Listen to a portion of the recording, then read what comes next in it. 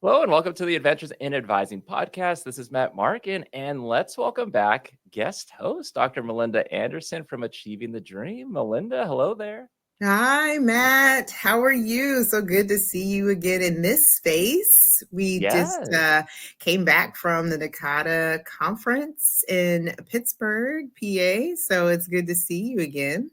Yeah, good to see you too. And I know when we were in Pittsburgh, we were going to record some interview there, but then you always have such great ideas, and you're like, how about we don't and we interview someone special?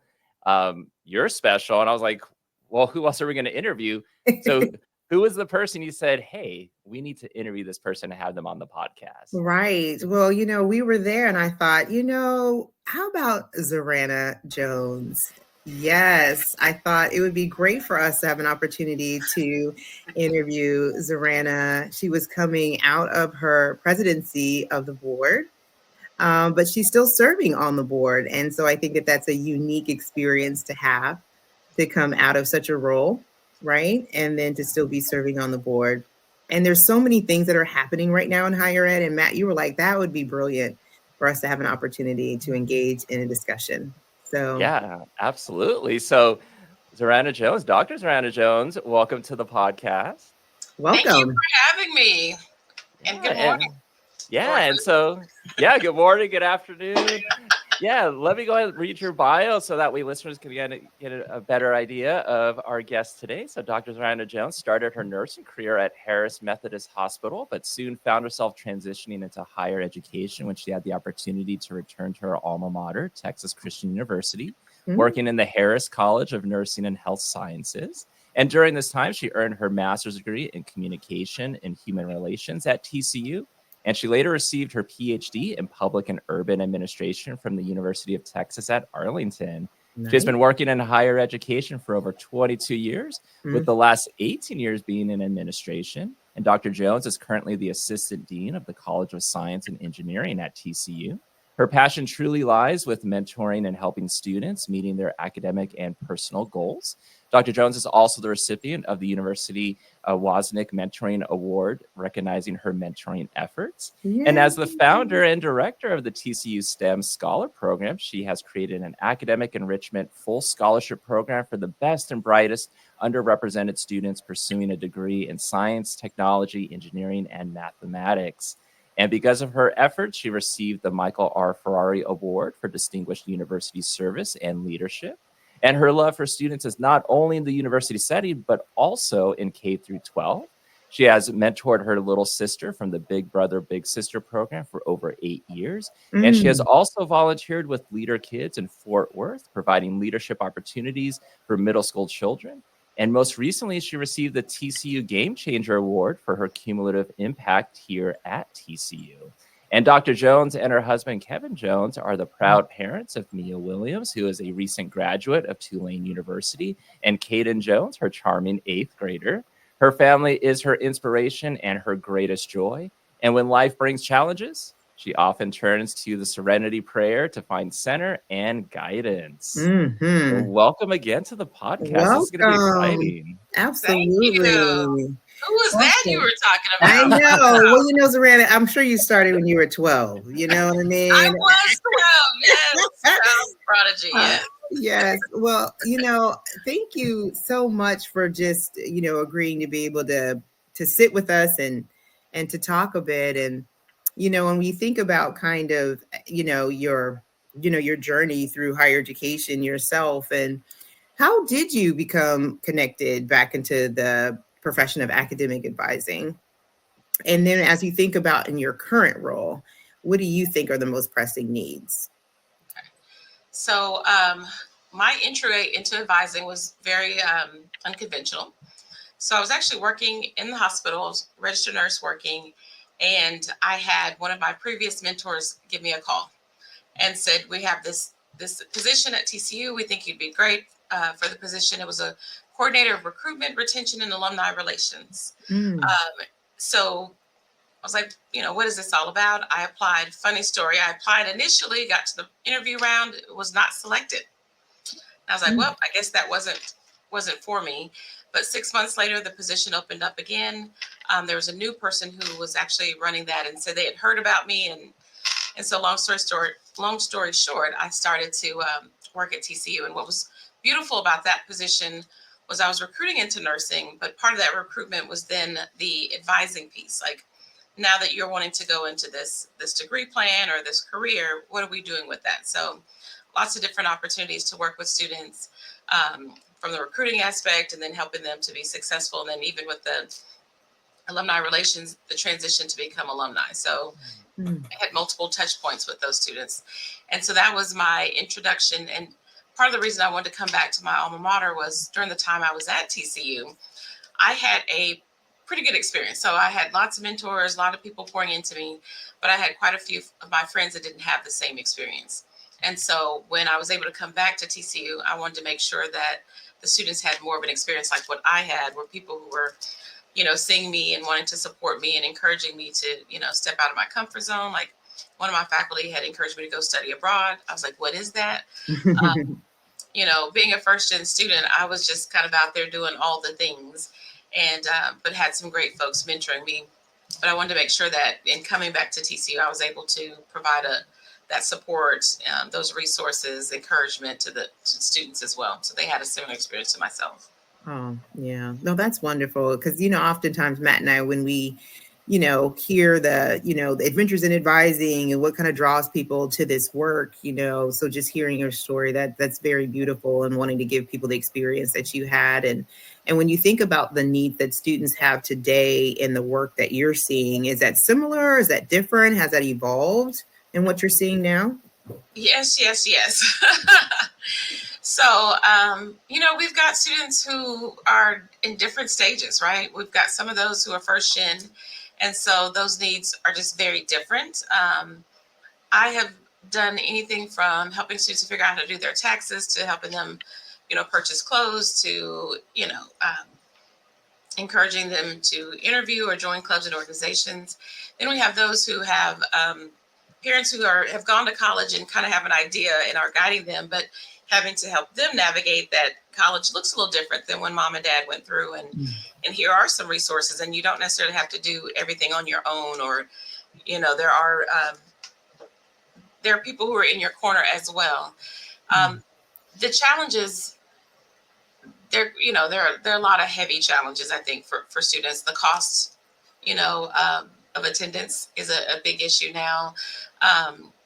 The competitiveness of many of the programs. So you have a student who, 10 years ago, they would have easily gotten into a program, but now the standards and criteria are raising. So it's even more competitive. So it's taking longer sometimes for students to get through.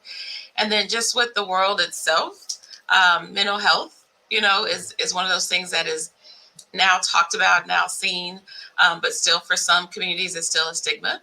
And so trying to encourage the students to actually, it's okay to utilize these resources. What you're feeling, other students have felt the same, for many years, this isn't a new thing. It's okay to ask for help. So those are probably more of the conversations I'm having is, specifically around asking for help, both in academics, but also for you as a person, so that you can, successfully move through this. Thank you. Yeah, no, absolutely. And I think I'm going to kind of jump to another question, because I think this really kind of segues right into is, you're talking about a lot of the changes that are happening in higher ed, a lot of the pressing issues that students are facing, and then also kind of how that connects to like you as an administrator and trying to figure all that out. And along with administrators is also the advising professionals, the frontline primary role advisors, let's say. And, as you kind of see, and I know you don't have a crystal ball, so you can't see like, well, what will happen? Sure. But in your opinion, how should advisors and administrators kind of be preparing themselves in this field of higher ed, especially within academic advising and working with students, essentially as advising continues to evolve and, we have this student success, quote unquote, what do we got to do? How are advisors and you as an administrator and other administrators supposed to have, kind of still prepare themselves with these changes? So we have to continue to educate ourselves on the profession as a whole, on our students, on the challenges that are occurring, also the different resources that are available for students, right? We're hearing a lot about student success, but identifying what is that exactly, and how are we connecting those students so that they can be successful. I think the biggest thing for our advisors, and I am a learner, right? So I'm one of those people, I want to do the best job that I can. And so in order for me to do that, I want to have lots of information. I want the current information. I want to be, if that student's asking me a question, I want to be able to give them a good answer, a real answer, a current answer. Mm-hmm. And so in order to do that, we've got to be familiar. We have to familiarize ourselves with the catalog, but familiarize ourselves with what our students' stressors are. We have to familiarize ourselves with the students themselves. And then where is the profession going, right? Mm-hmm. How do we fit into this whole higher ed, bubble that we're in, this beautiful higher ed bubble, but how does advising fit into that? And we also then, once we educate ourselves, we have to educate others. So as an administrator, when I have conversations with the provost or our deans, I am now trying to make those connections for them in terms of how this helps with retention, how this helps with our attrition and graduation rates, that it's not advising of old, where you just kind of came in and someone signed off on a piece of paper, that is way more complex than that. When I'm sitting down with my first year students, we're already talking about what is their academic plan over 4 years. And that may not necessarily be like, how many hours are you studying, but what do you hope to gain in this 4 years that you're here? Because if a student wants to go study abroad, right, there may be some decisions that they have to make early on in order to make that happen. Or if they are, for instance, I'm in STEM, we have a lot of students who are pursuing computer science or engineering. Internships are hugely important. So in addition to, these are the courses you want to take, here's some certifications you may need to acquire as well, so that you can apply and be eligible for different internships, so that you can then successfully go into industry with this degree, right? So it's, to me, just kind of educating ourselves on what's available, how the profession is moving, and then our students as well. And then educating others so that we can all kind of come together and support the student wholly. Mm-hmm. No, I think that's a wonderful reflection on, for example, your point about complexity. The idea of just signing off on a piece of paper, this is what you're taking now, the idea of hours. I think that the landscape that especially our profession has been talking about for years is that it is complex, but then also relating it to what senior level administrators, right? What boards of trustees are worried about, right? How is this connecting to workforce needs, right? Which, when I remember being a young professional, to be like, it's not about the marketplace. It's about their hopes and dreams, but the reality is that, you do need an educated workforce, right? The conversations around AI and what does that mean, right? In terms of how things will be evolving. And so we do need to be concerned with how people are having those conversations in relationship to the work that we're doing. So, and when I think about, for example, we mentioned earlier, right, you coming out of your president role on the board, you spoke to a lot of the accomplishments that the board was able to achieve over the year. And so we were just wondering if you could share some of those accomplishments again with us, and maybe talk about how they are in relationship to how you're seeing the field move forward, right? So how has NACADA been trying to work to prepare the advisors within our community in NACADA to what's also transpiring in the field? So I'll kind of take that in two parts. Absolutely. So many of the accomplishments that we had. So I would like to say we were a very productive board this year. One of the things when I started, I said, I've been on the board for a couple of years now, and we've done some good things. We've identified the issues, but now I want to go into the problem solving mode. We actually want to come out and be able to fix some of these things, or at least address some of these things.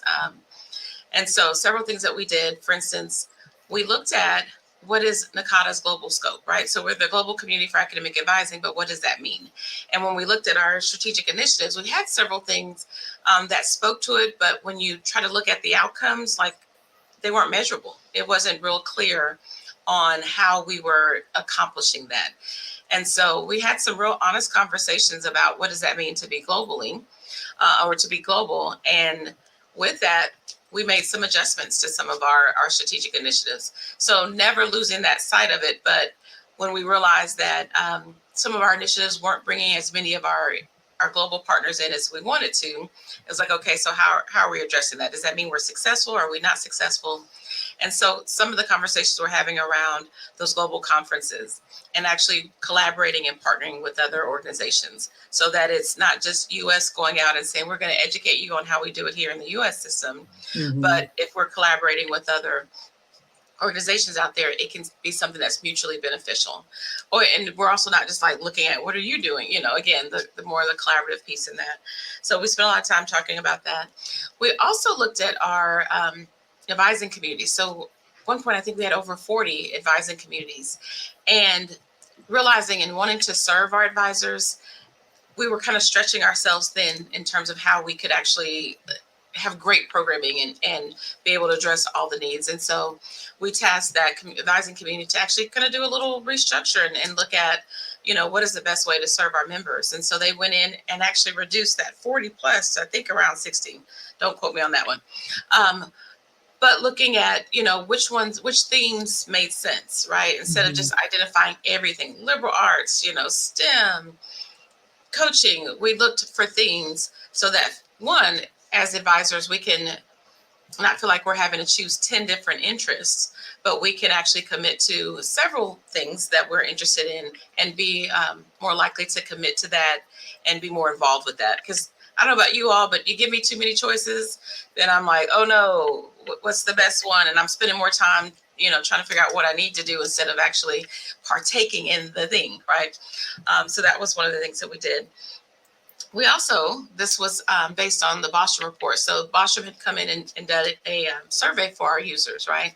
And to get an idea of what do people love about NACADA? What are some things that we could have done differently? And so from that, there were some recommendations. And so a couple of things that we did came out of those recommendations. And one of them was convening a nominating committee so we could have a little bit more transparency in how we're choosing our leaders, but also making it a bit more inclusive.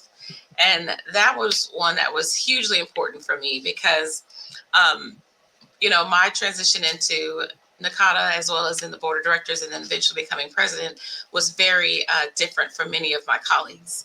And I think I'm a persistent person. I may not be the brightest personality in the room, but I work hard. And so I just kept moving forward. I'm like, okay, this may not have worked out, but I'm going to keep pushing because the work was so important to me. And so, but with this nominating committee, maybe we could identify more folks that are wanting to do this work, but may not necessarily put themselves out in front or as confident enough to nominate themselves for certain things. So we put that in place. And then another hugely important thing is we created a task force. They haven't actually started yet, but they're going to start very soon. Actually, they did start. They did. We have this task force that's going to help us to create a definition for academic advising. And this is, to me, like one of the most important things that we can do because so many other groups have been defining us. But here's an opportunity for us to define ourselves and then put this out there as this is the definition. This is what academic advising is. It's not what you think it is from 20 years ago or 30 years ago, but this is what we're moving. And our goal is for it to be not just what we're doing now, but aspirational, right? So what are we going to do and move in the forward? How are we moving this into a profession? Because we're calling ourselves a profession, but there's a few things that we're missing that's giving us that actual definition of we are professionals, right? And so by defining ourselves, we can definitely move forward with that. And so those are just a few of the many things that we did in this past year. And I think those are largely important in terms of how we're serving our members, but also how we are shaping advising as a profession. So that's huge.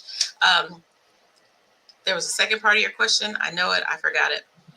Well, no, I think you've been answering it along the way. In terms of your accomplishments for the board, it was, how is this moving the association to be able to address changes in the field? And so number one, definitely defining us in terms of what academic advising specifically means and not letting how others have been defining what academic advising mean is huge. how to determine who's leading the profession, in terms of having a nomination committee, in terms of addressing how we are showing up, in terms of research and practices for the field, definitely. And then globally, right? How are we looking at best practices? I'm sorry, promising practices is the word that I use now, and not best, right? Because it depends on the conditions that exist. And so talking about how you're doing that work globally and being more honest about what globally means and how it shows up. So, and that definitely speaks to how the field of higher education is moving. So no, that was the second part of the question. So you did that beautifully. So thank you so Okay. much. Yeah, and I think it's good for listeners to know too that like being NACADA president is a 1-year term. So to Right. hear all these accomplishments that have happened in the last year, I'm like, kudos, like totally amazing. And I feel like ever since I started advising, I mean, granted, some people have been advising for way number of years. I started in 2013, and like that conversation about the professionalization of advising has just been ongoing. And to now hear like, hey, we have a task force that has started, and let's get this definition finally. So happy to hear that.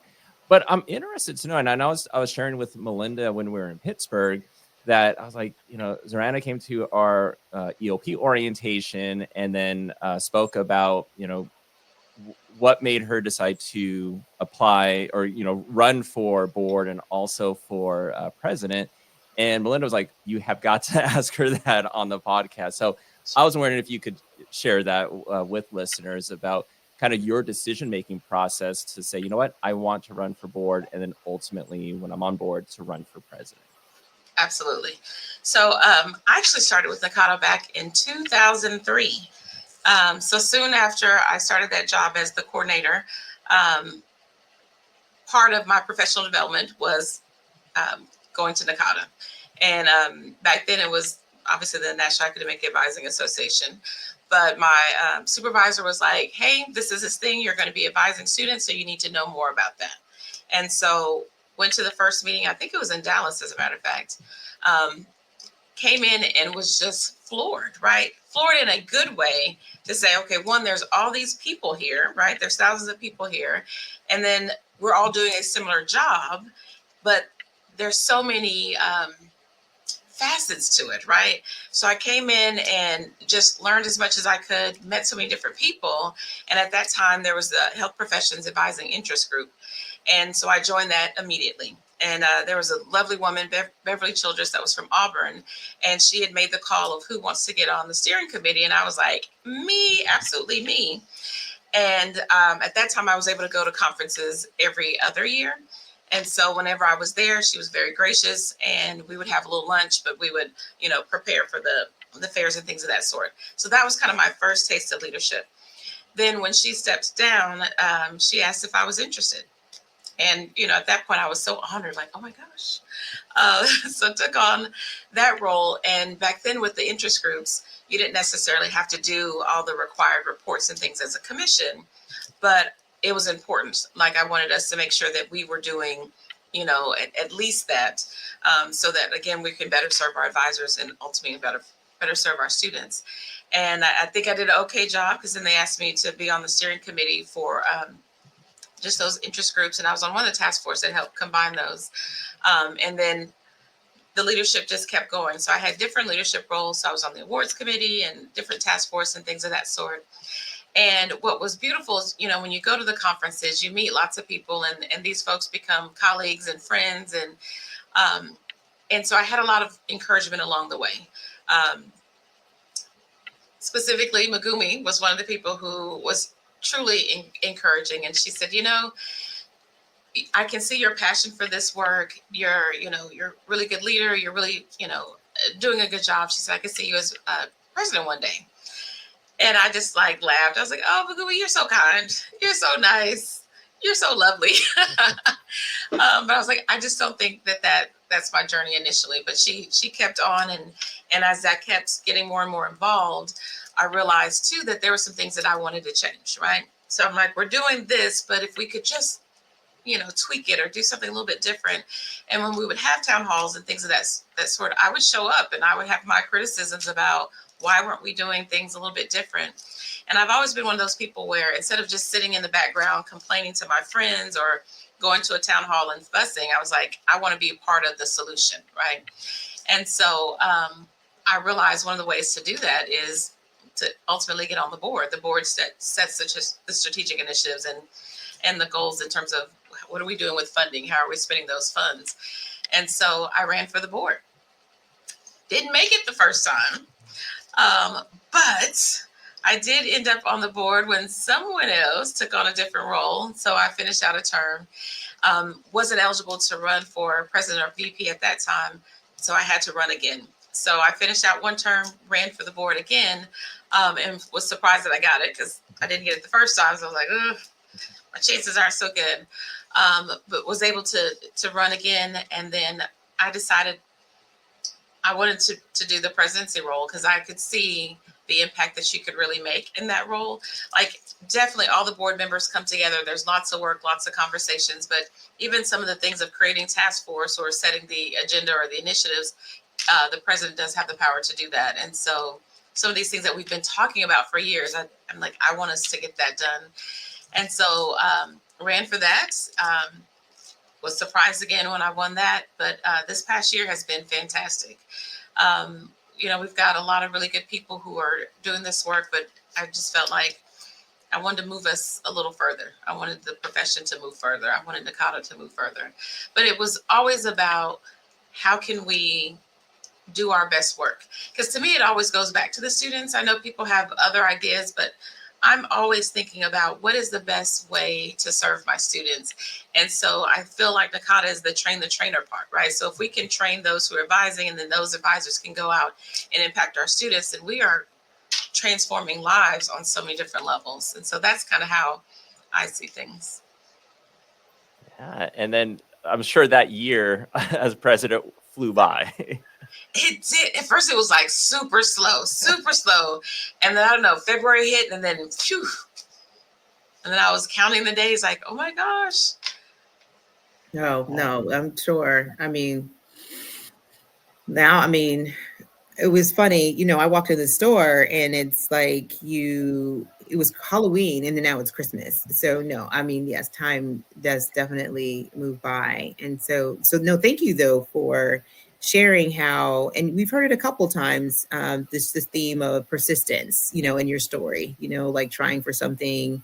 And just because you don't get it immediately doesn't necessarily mean that that's not in your path. And so I do want to lift that up for those who are listening to your story, that just because something doesn't happen immediately doesn't mean that that's not where you're supposed to be. And so when we think about, NACADA will be 50 next year. Have you thought about that? Yes. Matt and I were in Pittsburgh and we were like, do you know next year is going to be a big year, the big 50, and what I love about our NACADA folks is that, people often like that. Well, when did you join NACADA? When did you join NACADA? But what I love the most is that when you think about the longevity of this organization, right? 50 years is a big deal. And so as NACADA turns 50 next year, what do you think its impact has been on its longevity in the field of higher ed? I love your point about when you came to that first conference, you were like, look at all these people that do what I do. And so given its longevity, what are your hopes in terms of how it can continue to impact academic advising in terms of how it's researched and practiced in the future to support student success? Ooh, that's a big one. Well, Matt and I don't pull any punches on it. No, not at all. But thank you. Thank you for the question. You mentioned the research piece. Absolutely, right? There is a fertile ground for research in terms of what we're doing, the types of students we're working with, the challenges that are being presented, how we're supporting advisors, what are the standards, right? You mentioned not best practices, but what can we lay out there so we know what we should be accomplishing, right? Like setting the expectations that advisors in this profession should be doing X, Y, Z, right? And backing that up with the research and backing that up with data. And this is, how you can excel in certain environments and and situations. So definitely promoting the research element of that. Also, just again, as I mentioned before, educating others on who we are and what we do, right? Not allowing those to define us, but educating others on that. Finding ways to support our advisors. I think in some ways institutions think this is an entry level position, and for some it is an entry level position, but we see in other institutions that advisors can be tenured, or can have more senior roles, or there's ladders for in order for them to be able to move up in the profession. But you know supporting advisors and helping them to understand how impactful their work is, because when I used to run a advising center, um, you kind of had those who were the lifers, right? That I love this work and I'm going to continue to do this work. And you had those who definitely were using this as a stepping stone to do something else, which is, everyone has their motivation. But whether they're there for a good time or a long time, right? We want to be able to support them and make sure that they are getting their needs and helping them as well. So I mentioned the mental health with our students, but also the mental health with our advisors, right? When we are helping students navigate all of these challenges, sometimes that's, giving away a piece of ourselves, and how are we replenishing part of that? So I also want to be able to figure out, how can we support them? When I was chair of the advising administration, like we talked about motivating our advisors. How do you motivate them when we can't increase the salary? What are we doing to motivate them, right? So looking at kind of the needs of our advisors and how we can kind of step in and support them, if not financially, and hopefully financially. Maybe, that's another piece that Nakata can get in there and talk about advising loads and salaries, and, what does this should look like kind of on a global level in terms of compensation, right? Compensation for the type of work that we're doing. I mean, there's so many different things. So how do you support them? How are we compensating them or motivating them? How are we educating others on what advising is, what the profession is? And being aspirational in terms of like what all other things that we can do, right? So it's just not about the courses. I know I mentioned before, when you have that student in the room, you're looking at that whole human and what are the needs of that entire human. Now, we're not necessarily therapists and coming in and doing all these things, but being able to identify when there's something else, right? I've always been very sometimes intuitive with my students, where they'll come in and ask a question about financial aid, and you dig a little deeper and you realize, okay, there's some housing issues, and there's some, food insecurity, and there's other things that are tied to that. They may have asked this one simple question, but then in that interaction, you realize there's so much more that's behind that, right? Or if they're asking, well, if I have to sit out a semester, what does that mean for me coming back in? And you're like, okay, but let's talk about, why are you having to sit out a semester, and what's that going to do, and how's that going to impact you? Or, having conversations sometimes around how your success can ultimately impact your family, right? We're changing lives. This is generational change. So lots of different things that we're thinking about, but some of that is in the training. Like, I've got some folks who come in and they're just answering the questions, right? One of the example makes me think about, I had a wonderful advisor, very knowledgeable advisor, and they got an email from a student that was explaining that they were having some serious personal issues. And at the end of the email, they then asked a question about classes, like just a general advising question. And my advisor answered the question, didn't acknowledge all the other things. And the parent of that student had called me to complain about how horrible this advisor was, and they weren't, great. And so I, listened and got the information. And when I went back and talked to that advisor, they couldn't understand what the problem was.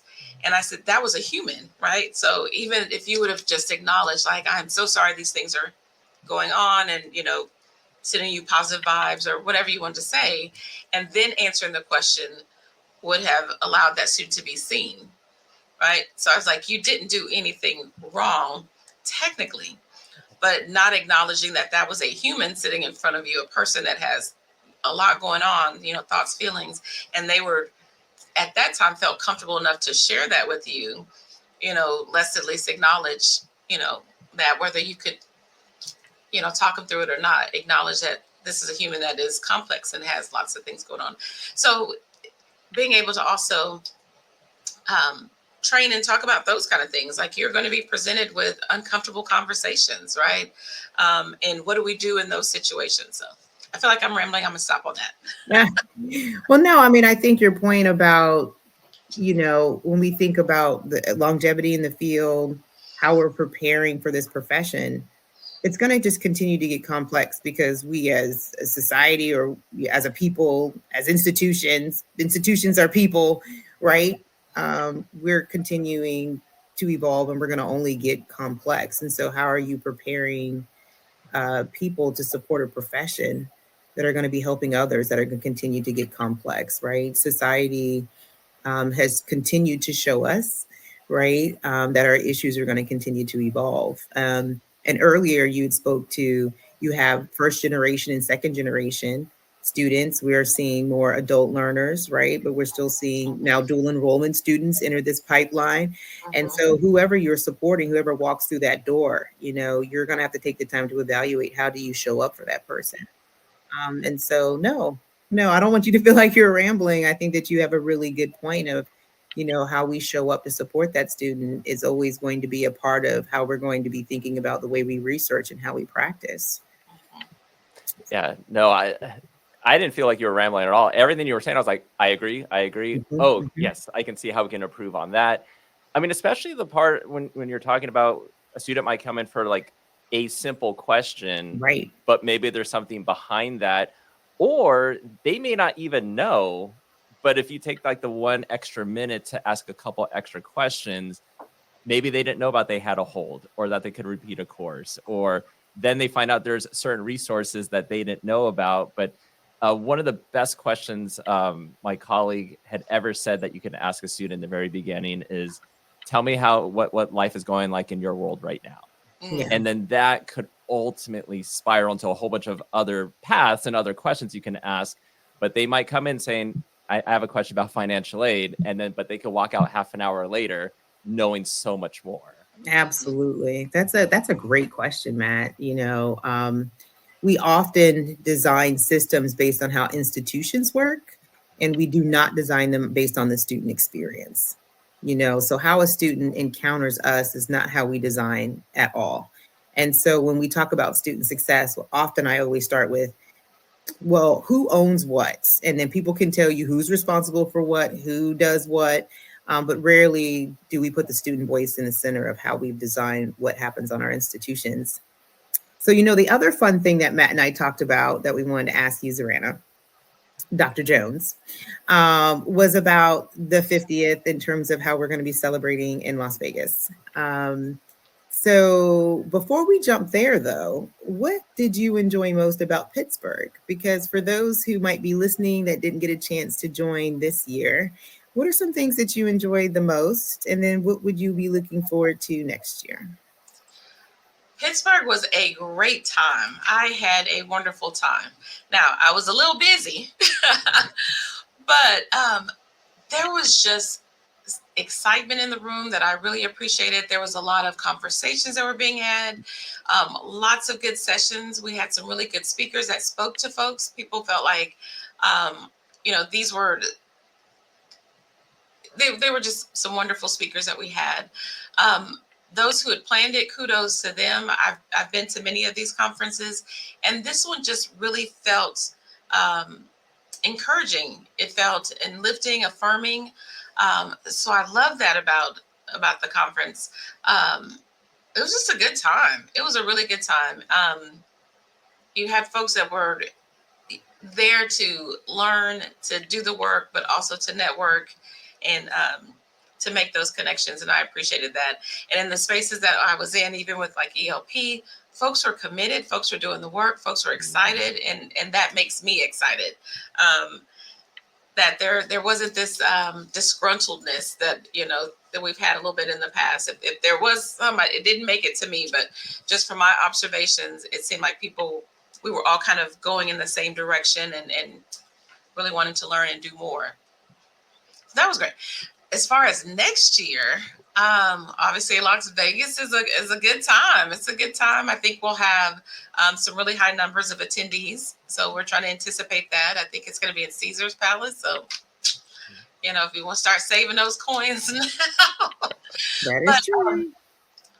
we haven't had any preliminary conversations. I'm sure our EOs probably have some ideas of how they want to celebrate. But, if it's up to me, we're going to do something big and grand and flashy and glittery and all that good stuff to celebrate all that Nakata and our advisors are doing. So that's what I'm looking forward to. Oh, wonderful. Well, shout out to Chris and Karen for an excellent conference in Pittsburgh. And, there's no I in teams. So definitely they were supported by a great committee. And you're absolutely right. It was great energy.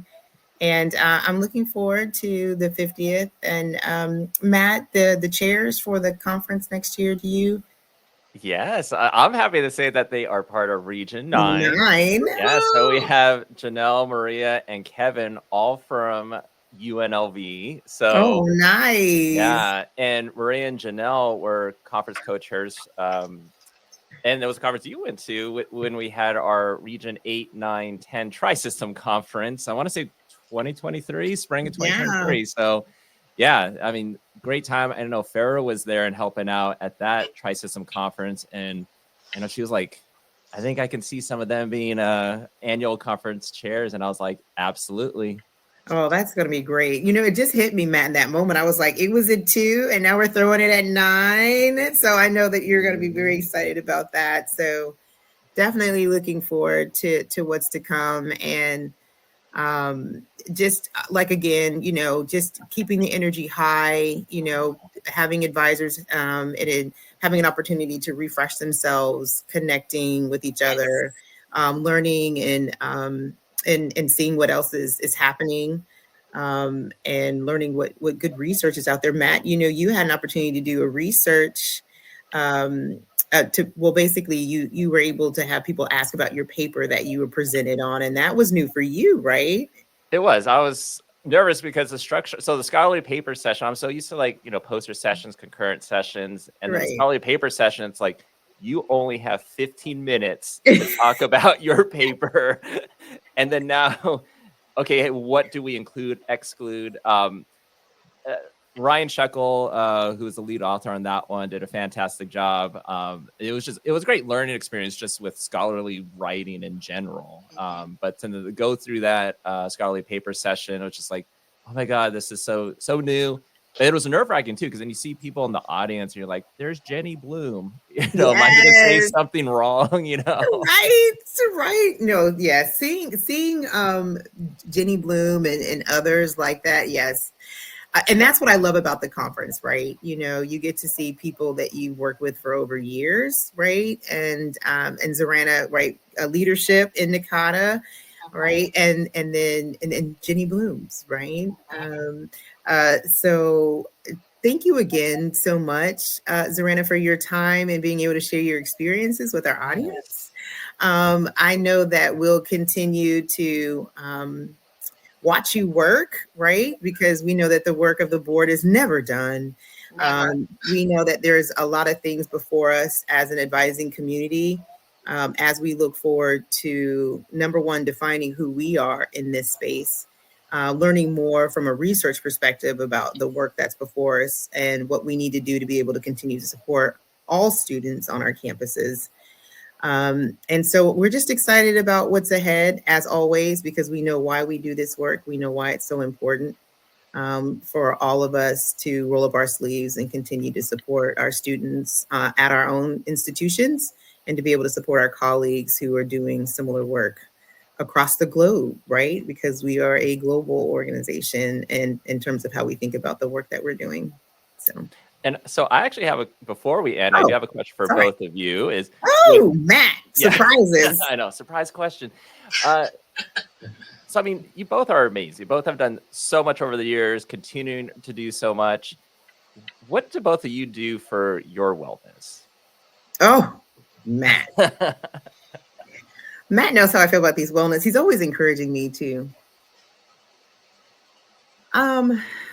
Lately, Matt, in terms of wellness, I've been really focusing on rest. I remember somebody telling me about rest is a form of protest. And I remember thinking to myself, like, that's crazy. But then I thought about it and I was like, yeah, I mean, you should be going to bed early and not on your emails, or you should take a nap if you have time to do so. And so I have really just been trying to focus on sleep hygiene. I know that sounds boring. Like I wish I could take off and do a spa day or get massages in Sweden or something. But lately, it's really just been trying to rest my body and my mind. So, but that's a great question. Thanks for asking that. Zoranna, what do you do for wellness? I'm going to have to model some behaviors for you, Melinda.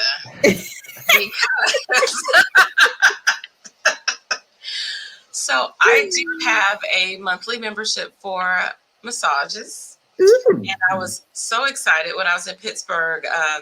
The chain was right down the street. And so I slipped in and got a massage while I was in Pittsburgh because of, all the work I had to do. So I do that. I love my little nails. It's my little, I try to get in there. So I will take the time to go and get my mani-pedi and just relax. The lady I visit, she's very nice. She has my coffee ready, or if it's in the afternoon, she's got my little wine ready, and she'll encourage me to take a nap. So I do spend that time kind of to myself and making myself look pretty and feel good. I'm a part of a book club, and I don't always like the books, but I love the ladies I'm with, and we will spend hours just sort of laughing, debating, encouraging. So that's always a really nice time. And then I do like to brunch. So occasionally I will seek out certain ladies and we'll go have a good brunch on the weekend. So that's fun. And then lastly, I'm still active with my sorority, very active with my sorority. You said lastly. Oh, Lord. I'm adding all the things. See, I'm trying to model things for you, ma'am. How many is that? 4 or 5 things? Well, I knew we weren't going to end this podcast without you. No, your sorority, please. I haven't. If you've noticed, I've stayed away from names. You did a good job. You did a good job. But when we have our monthly meetings, I will then we'll go to lunch with some of my sorority sisters. And what's beautiful about that is it's women of the same age who are, with children. We just have some of the same things that we are navigating and managing in our lives. And so having those conversations.